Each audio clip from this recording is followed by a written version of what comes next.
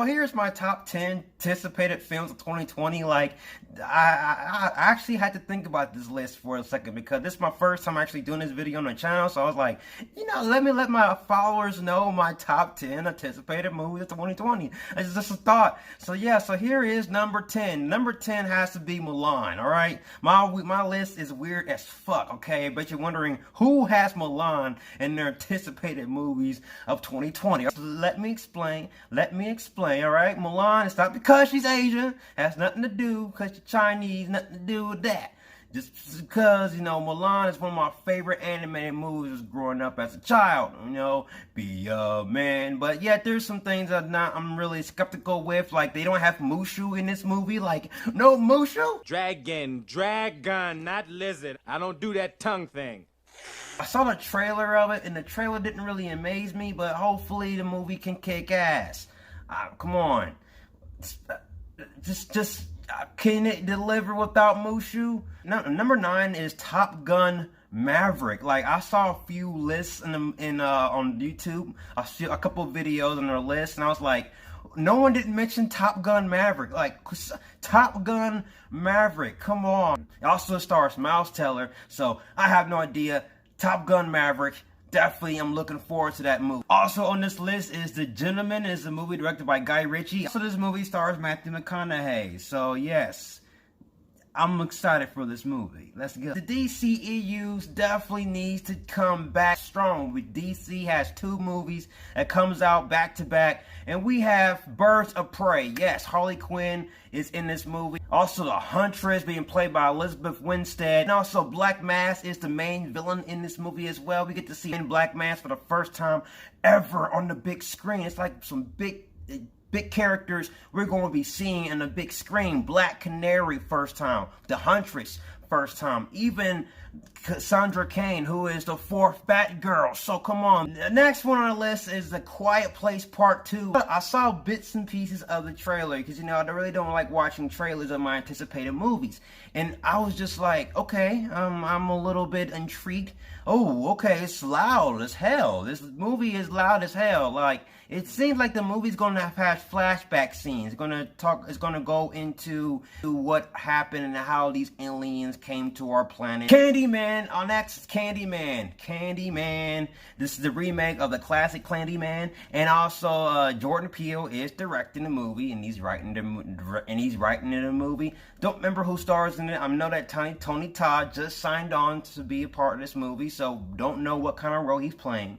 I doubt he's playing the actual Candyman in this movie. He's more likely going to be a different actor, but I'm really excited. No Time to Die is the last Bond movie. This is pretty much a farewell to the Bond franchise before we decide whether or not Bond will be black or female. So the Hollywood, like putting their own stamps when it comes to, final farewells to movies and films and stuff like that. Like, they saying that this movie is going to represent the Me Too community. Mewtwo movement or something like that, and I'm just like, okay, I kind of see it in a way because Bond is no longer 007. He's been demoted, and now they have a woman as 007, and they're going to refer to her as the 007 for this movie, but they're not going to refer to him as 007 James Bond, just James Bond MI5 or whatever the downgrade is. So it basically, yes, I just hope that they don't put too much of it into the movie, but I feel like this movie's still gonna be kick-ass. As long as they give it a compelling story and giving a true farewell to the character, an emotional farewell that represents the true nature of his character, this definitely will work for me. I don't care. So let's go for it. Now, I have to explain myself here.